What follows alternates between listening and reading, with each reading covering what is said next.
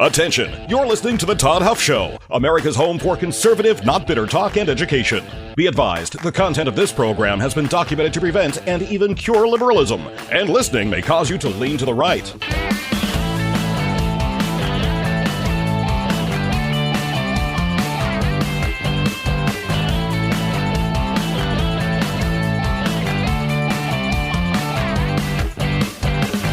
And now, coming to you from the Full Suite Wealth Studios, here's your conservative but not bitter host, Todd Huff. Well, that is right, my friends. I hope you had a great weekend. It is my pleasure to be back here today, back at it on this Monday. Oz is back. She was shocked that we got through Friday without her. Can't say I blame her too much on that, but she is back at it today. This is her birthday week. It's not her birthday yet. It'll be her birthday here in a couple days. And I will let you know when that day gets here. But anyway, today, what I want to get to. I want to talk first and foremost about this hostage release, this ceasefire. I want to talk about Trump. Trump's, of course, traveled over to Israel for this announcement and for speaking to the Knesset and all of these sorts of things. I want to go through basically a short history and of what happened to get us here and just kind of go through this particular issue. Also, we're on day number, 13? Day 13 of the government shutdown, the Schumer shutdown, by the way. And listen, I welcome those of you who are on the left to tell me how this is the Republicans' fault. Listen, I'm not... I've shared this with folks online. I am not a defender of the Republican Party all the time. I'm not. Honestly, I don't care. We've got a lot of problems from politicians in both parties. I think the problems that we have coming from the left, who make their home in the Democrat Party, are substantially bigger threats to our quote-unquote democracy, for our liberty, for our way of life. But there are certainly problems on the Republican side as well. I'm not just someone who's an apologist for the Republican Party. That's not how I look at this. And there's blame to place at the feet of the Republican Party, individual Republicans, over the course of time. But this isn't one of them. This government shutdown is Chuck Schumer's shutdown. If you think I'm wrong, you can prove me wrong or try to. You can do that. You can email me, Todd at Todd Huff Show. You can text 317, Todd at ToddHuffShow.com, I should say. You can text 317-210-2830. That's where we're headed today, my friends. Before we do that, let's face it, there are lots of companies out there that do not share your Christian, your conservative values. The good news is that you do not have to invest in these companies. I know some people think that you do. I know a lot of people want to turn a blind eye to where their investments are. But listen, if you care about these causes, you should at least pause and think about where the money you are investing is ending up.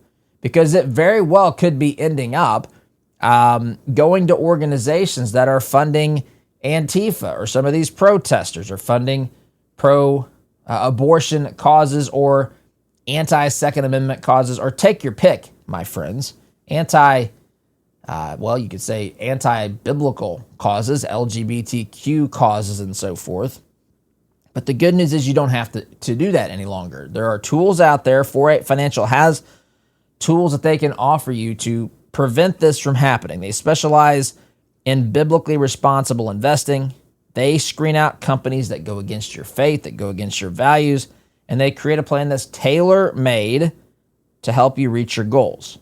And they'll do all that heavy lifting for you. You don't have to do any of this. All you have to do is go to 48financial.com/Todd and complete a quick assessment. That'll tell you where your current investments, whether those are aligned with your values or not, or to what degree they are. And then from there, you can decide what you do, but it's a free tool. It's a great first step, and it's one of the battlefields that we're fighting on here in this great nation. 48financial.com/Todd. Again, that's 48financial.com/Todd. All right, let's go back in time just a little ways here. I'm not going to go back to the beginning of this conflict between the Israelis and Islamic extremists, but we're going to start October 7th, 2023. You remember that Hamas invaded Israel. They snuck across the border with weapons, AK-47 and other weapons, and attacked innocent Israelis. We're talking citizens. They went to a music venue and attacked, shot, captured, killed, raped, did all sorts of unspeakable things to people who were attending a concert. They went to homes, to family homes, destroyed families, tore families apart, killed members of the families, kidnapped, abducted others. This happened a little bit over 2 years ago, October 7th, 2023.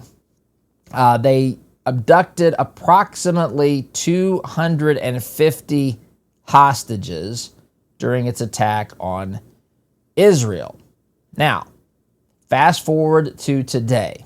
This past week, Israel and Hamas have negotiated a ceasefire and the release of the remaining hostages. Up until this point in time, approximately 150 hostages had been released. 145 to 155, that's the estimate. About 70 to 90 of those have been confirmed dead. This week, just now, today, 20 living hostages were released under these new ceasefire terms. I believe I saw that there are 28, yeah, there it is in my notes, 28 deceased hostages whose bodies are still to be recovered or handed over to the Israeli government and to families and so forth. So that accounts for all of the remaining hostages held by the terrorist organization Hamas. Now, in addition to that, Israel is planning on releasing approximately 2,000, I think it may be closer to 1,900 Palestinian detainees.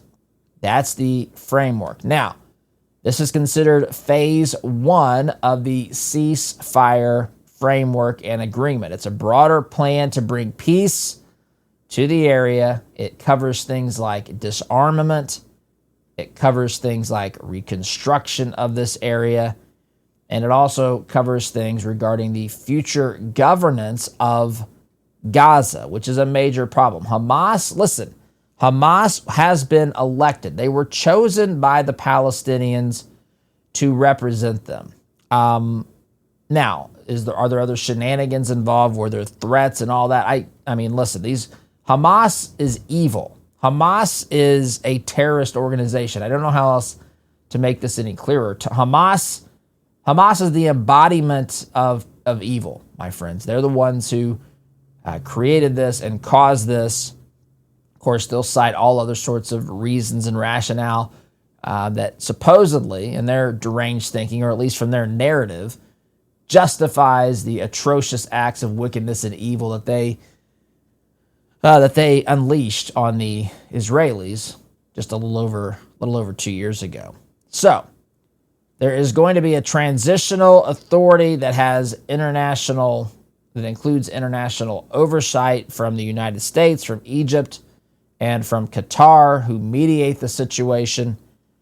The way that this is going to be enforced remains a little bit uncertain. There's not a firm system that's in place yet, at least that is being reported, that can confirm and verify the disarmament portion of this agreement, the oversight for aid, or just policing this situation in general. There's a regional summit that has been planned to finalize the reconstruction and the details of governance. And so that's kind of in a nutshell what's happened here. Now, what I want to say here first and foremost is I listen to the left a lot. I'm on TikTok. Let me say this. Let me just throw this in there today. I'm not going to spend a lot of time on this. Earlier this year, late last year, earlier this year, we were having tremendous success in reaching new folks on TikTok. I mean, we were getting thousands of new followers a month for a few months on TikTok, end of last year, beginning of this year. And I don't know what happened. I'm not gonna whine about whatever's happened on TikTok. I'm just telling you as I think about this and some of the comments that I've heard on TikTok. I'm not sure what we're gonna do with our TikTok channel. There's two options. We've been locked into the world of leftists. We're on the wrong side of TikTok, as people say. And this goes deep. This goes into the algorithm. This goes into, some other things like shadow banning and so forth. Again, I'm just telling you. But I use TikTok for one reason now, because our growth has completely stagnated there. We've been flatlined for basically, the last 6 months. And and our videos are just getting in front of people who are rabid leftists, which is fine, because that's where I share with you some of the things that I hear. In fact, I'll put those in the newsletter that you can subscribe to for free, and we talk about some of these things. But this is where I get some of the things I tell you about the left. Is I see it. I mean, some of these folks are rabid and out of control. It's not the only place I see it. It's not the only encounters I've had with the left. I've had my share of encounters with the left over the past, 30 years now or so, 25 anyway. Anyway, the point here is to say, in those circles, well, first of all, I don't know what I'm going to do with TikTok. We may continue to use it just to pull some content that you'll find entertaining in the newsletter, or we might stop using it for a while to see if we can reset the algorithm and actually get in front of conservatives on there and actually grow and get our message out and use that platform. But anyway, the point here is to say right now, I hear a lot of things on TikTok. And one of the things I hear is kind of a mockery of Trump. Trump needs to, this guy's written The Art of the Deal, and he doesn't know what he's doing, right? This is the argument for Trump, against Trump, I should say. As though we didn't have a president the 4 previous years. What, by the way, did Biden ever negotiate? What did he ever negotiate? I mean, it looks like he negotiated, allegedly, good deals for his son Hunter, good kickbacks for his family, but what did he ever negotiate that was in the best interest of this nation? Did he negotiate an end to, or did he prevent the invasion of Ukraine by Russia? Did he prevent what happened on October 7th? No, he did not. He did not end those things. Now you could say Trump hasn't ended the war in Ukraine either, which, listen, I understand. But the bottom line here is to say, at least be consistent. At least be consistent. Trump has been involved. This country has been involved in a lot of peace agreements lately, and this is one of them. Now, the left, of course, will minimize Trump's role in this, but the reality remains clear that these things happen. These sorts of things happen with Trump in office. They did not happen with Joseph Robinette Bribery in office. And so the reality is that Trump had a role. Now, is Trump going to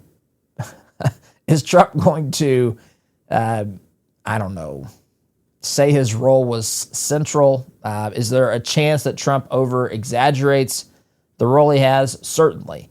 But is there a chance that the media and the left is going to underestimate the role Trump had? Absolutely.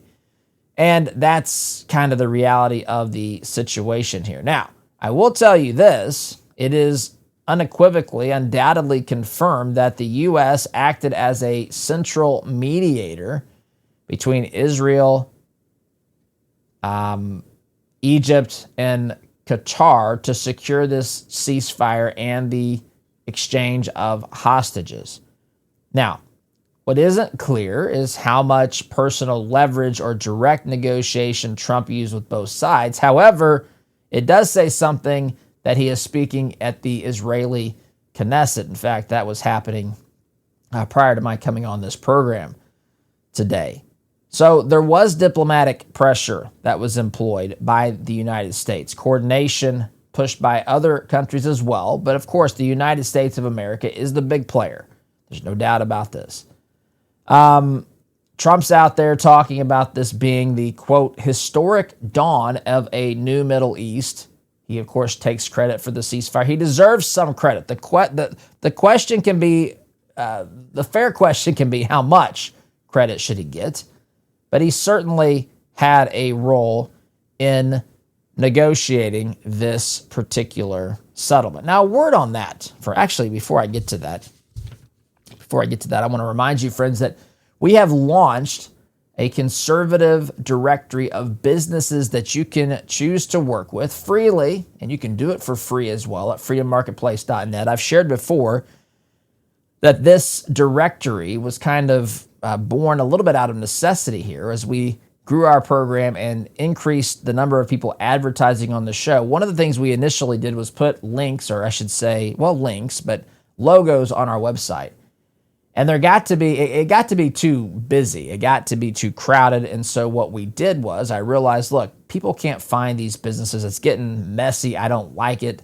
I'm not a designer, but I've worked at a marketing firm. This doesn't look good. So we redesigned the way that we did that. And in the process of doing it, I thought, you know what? We need to give people a way where they can actually have a searchable database because they might have heard somebody on the show. And I want to give people an easy way to find that particular advertiser. Not every advertiser creates their listing, but many do.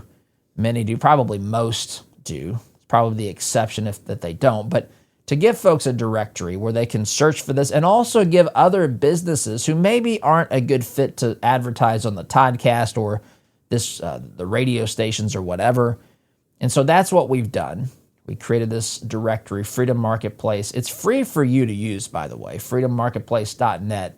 And listen, this is one of the practical ways that we can combat what the left is doing in this country. We can fight back. It's a practical, easy step. It might not seem like a big deal when you're thinking about an individual transaction that you make. But if you multiply this and if you support businesses, whether they're in that directory or not, but they're in that directory. If you can support businesses that are pushing in the same direction politically you are, that businesses that love this country, that are not out there promoting censorship or things that are contrary to conservative and conservative Christian viewpoints and values, then check out Freedom Marketplace. Again, it's free to use. freedommarketplace.net is the website, freedommarketplace.net. There's information about it on our website as well, but we wanted to make it its own freestanding directory, freedommarketplace.net, liberty and business for all. Let's talk a little bit about the peace in the Middle East. Our pastor spoke very briefly on this yesterday, and I concur with what he said. I mean, peace is always something that we should seek to achieve, right? I'm reminded of Ronald Reagan's statement, or the way that he talked about achieving peace through strength. You can't achieve peace if you don't have some capacity to make sure that peace is actually enforced. I'm reminded, of the days when there might be a fight at school or whatever, a bully on the playground, so to speak. The way to stop a bully isn't to say pretty please. You're not just trying to have peace at all costs. You have to have peace that uses both the carrot and the stick, right? You got to have strength in order to have peace. You can't have peace with your enemy if they don't have respect for you. That's a key component. I'm reminded of fights that I interfered with, a fight in particular years ago when I was in college. Anyway, you don't break up fights or prevent fights if the bully thinks the bully can beat the tar out of you. You've got to have some ability to be strong in the face of that. The Bible talks about blessed are the peacemakers, right? Blessed are the peacemakers. You don't want to be a peacekeeper where you're thinking about how do I keep there from being controversy and conflict and disagreement. You say, look, there can be the disagreement, but here's the line, dude. We're not doing this. This is an unacceptable line. Hamas, you're going to release the hostages. You're going to do that. We're going to have other steps, and we're going to look at the things that you're looking to achieve as well, because we're going to negotiate some framework here that both sides can live with, that both sides are looking to to desire in some capacity. But we're going to enforce that. There has to be an enforcement mechanism if you're really someone who's interested in making peace. And so that's what we've got here. Now, I will say in another sense that we know, and I don't want to get into the whole history of this. We've done this before. In fact, I've considered having guests on here who know much more about this than I do, talk about the level and depth of the history of and maybe I'll do this for a little bit. We've got a couple of minutes here. But the depth of the historical chasm and the divide and the tensions. I mean, this truly goes back. It does. It goes back to Abraham and Isaac and Ishmael, all thousands of years ago. Abraham, in fact, I saw a clip of Trump's speech today when he says, Jerusalem is the city of the three great faiths, and that would be Judaism, Christianity, and Islam, as Trump was referring to them. He called them the Abrahamic faiths. The Abrahamic faiths. And there's a reason for that, because all three claim Abraham as a patriarch. Of course, for the Jewish people, it's obvious Abraham was the one that, in the biblical narrative, that God called to be the father of many nations. He was the father of Isaac. Isaac was the father of Jacob. Jacob was the father. Well, Jacob his name was changed to Israel. That's where we get this. That's where we get the name and the narrative, the information about who these people are. And the Christian faith says that Abraham was of course, the father of, just like I said, Abraham, Isaac, Jacob, and of course the 12 tribes of Israel. But in addition to that, Abraham served as a kind of a spiritual representation of all the children that God would have of all peoples around the world, Jews and Gentiles, people who weren't Jewish, through Jesus Christ, his son. And the Muslims say that Abraham, of course, was the father through his wife's maidservant Hagar, was the father of Ishmael as well. Ishmael, of course, is where the narrative for Islamic teaching begins. He's in the descendants of bringing the message, or the Quran and the Islamic faith and Muhammad and all this. That's where that kind of, I guess, the branches split from Abraham. So, but this goes back deep. It's deep to that particular problem. I'm just out of time this segment. Got to take a break, my friends. Sit tight. Back here in just a minute. Welcome back, my friends. Before the break, we were just touching a little bit on the level and the depth and how far back this problem can actually be traced. The tensions between Islam and Judaism in particular. We were talking about Abraham, the Abrahamic faiths, as people say. Those aren't my words. That's just how this is portrayed. So I want to get a little bit more into that. Again, we've done this before, so I don't want to be redundant with this, but I do want to touch on it. Before I do that, my friends, I want to talk with those of you who might be dealing with discomfort, or if you're just tired of living off of prescriptions and managing the side effects. I want to let you know that you're not alone. A lot of folks are looking for something natural that they can trust. So, we have a new partner here on the program, and I think you should at least check this out, and if nothing else, to learn more about this product I'm going to tell you about. You might have heard some things. My guess is that you've heard a lot of wrong things. I've looked into this quite a bit, especially when we started talking with Christopher's Organic Botanicals. It's a family-run natural kratom company rooted in truth, tradition, and transparency. Now, you may have heard some things about kratom. My guess is that it's either synthetic kratom that you've heard about, or some shady people out there that are doing things to negate, or I guess overshadow, the real benefits that this product can have. So, Christopher's Organic Botanicals partners directly with farmers in Indonesia. They lab test everything before it ever reaches your hands. No hypes, no synthetics. That's important as well. No funny business, just the real deal, as they say here. I'll just staple my papers. Here's the key. Real kratom is safe when it's tested and responsibly sourced. Those horror stories that you might have heard, they come from shady sellers and synthetic, candidly, garbage that really isn't even kratom at all. So, check out their kratom starter pack, and you can use coupon code Todd Huff. Use the full name here. I know this is different. Some of our websites, some of our partners have different codes and so forth. Most of them, this is the different one. I just want to point that out so you don't go there and put in Todd and don't figure out why you don't get the discount. But you'll save 10% with promo code Todd Huff. Visit Christopher'sOrganicBotanicals.com. Again, that's Christopher'sOrganicBotanicals.com. Coupon code Todd Huff to save 10%. Truth, tradition, transparency, my friends. All right, let's get back here to the conversation about a little bit about the history here.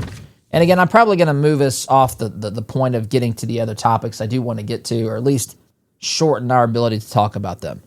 But it does matter, because peace should be pursued in the, I mean, what are you supposed to do, right? The Bible has verses like where it says that people talk about peace, peace, peace, but there will be war, war, war. And so on the one hand, depending upon your perspective from a biblical viewpoint, you might think, man, how do you even approach this? But peace should be pursued. Peace should be pursued, but we also have to be realistic about this and understand that this problem runs deep, and that the hatred runs incredibly deep. The hatred of the Jewish people is incredibly deep, and it's tied, I don't care what anybody says. Listen, well, I'll get into that in a moment. But it's tied to the nation of Israel's historical relationship with the God of the Bible, with Yahweh. And people hate God. I know that sounds harsh. Look, there are people who are genuinely disillusioned, confused, and things like that. But there are also people who have set themselves up in direct opposition to Almighty God. They hate him because they don't like his rules. They don't like, you take this back to, really the Garden of Eden, or the fall of Lucifer, where there's this desire for God's created beings, some of them, I would say all of us, all of humanity to a point here, we all have a desire, it's in our sinful nature, to be kind of the boss of our own lives. And to some extent, we have the freedom to choose, but in the greater sense, the Bible says you're either slaves to sin or you're servants of Christ. And that's the choice that we have to make. And so when there is so much hatred for the God of the Bible, it's not surprising that it's directed at the people through whom the message of the Bible was delivered, and the people who try to live in accordance with the Old Testament covenant. Right? That's what Israel is trying to do. Now, that does not mean, hear me say this, that does not mean that there's no wrong Israel can do. That's not the case. But as a Christian, to overlook or to just kind of brush off the fact that this is who the original covenant, the Old Testament covenant, was with, is you just can't brush that off. That's a big deal. This was they were chosen by God to be the lineage that ultimately led to Christ, who ultimately sacrificed himself for the sins of everyone, not just in that particular lineage. So there's hatred. The hatred there is as deep as the hatred gets, because the hatred just isn't about, petty jealousies or just disagreements with another individual. This goes to the core of our existence. Am I submitting to the God of the universe, or am I going to be God myself? Am I going to define what is right and wrong, or am I going to subject myself to the one who determines through the moral law, through his creation, through his will, what is right and what is wrong. And there is this great tension. Now you add to that this tension that the two groups are saying, one of them says the promise of God to Abraham went through Isaac, which it did biblically, through the Jewish tradition. That is the correct tradition, that's accurate as to what happened. But you have an entire group of people also that believe that blessing, that lineage went through Ishmael. And it's fascinating to look back at the history of this, because if you know the story in the Old Testament about Abraham, he had a wife named Sarah. God promised them that they were going to have descendants as numerous as the stars in the sky and sands on the seashore. By the way, I don't know if you realize this, but scientists tell us that there are more stars in the sky than there are sands on the seashores, dramatically more, which is mind-blowing to me. But nonetheless, it's a big, big number was the point. That's what God was trying to tell Abraham and Sarah. But they were old. They were too old to have children. So Abraham kind of took matters. Abraham and Sarah, it was actually Sarah's idea. Sarah came to Abraham and said, look, I've got this maidservant. You and I can't have a child. God promised us one. We've waited for a while. Nothing's happened. Why don't you go and have a baby with her? And maybe that's maybe that's the way that this is all going to work out. And that's what Abraham did. And of course, you can imagine what it caused. It caused jealousy and contention and just all these sorts of things, to the point to where Sarah, and Hagar was her maidservant, Sarah basically got to the point where she said, I don't want Hagar and Ishmael around anymore. This was after she and Abraham actually conceived and had Isaac. I want to say it was 13 years. It was some number of years later. And so she said, I want him out of here. I don't want the inheritance of my son to be at risk because Ishmael's hanging around here and all this. We're getting old, Abraham. We're not going to be around forever, sort of thing. So Abraham basically sent them on their way. And this is where that split happens. And the Muslim faith and tradition says that Abraham actually took Ishmael up to the Mount Moriah, which is right there in Jerusalem, right there where you'll find the Temple Mount today, right where Jesus was crucified 2,000 years ago. In that same area, the biblical story is that he took Isaac, his son that he bore with Sarah, the promised one that God had promised as a descendant. But the Islamic story is that he took Ishmael up the mountain. In fact, I've heard stories. I forget the apologist who told a Muslim leader there. It was actually a Muslim leader that was involved to some degree in some terroristic things. He sat down and had a conversation with him, and he said, basically, I thought it was a beautiful thing. He said, you all believe that Abraham took Ishmael up the mountain. Others believe he took Isaac up the mountain. But until we realize that he sent his own son to die right here on these mountains, Jesus Christ, this tension and turmoil is going to exist. But this runs deep. This runs very, very deep. And again, we might have peace for a season, my friends, and I hope we do. And I hope that this improves the situation. But the reality is that this is much, much deeper. And candidly, I don't know I don't know that it's even remotely solvable in the long term. Again, hopefully we have a long period of peace here. But the reality is, while we should certainly try to make the peace and find peace and absolutely get the release of these hostages, we have to have our eyes wide open as to what we're really dealing with. And I've got to take a break, my friends. Sit tight. Back in just a minute.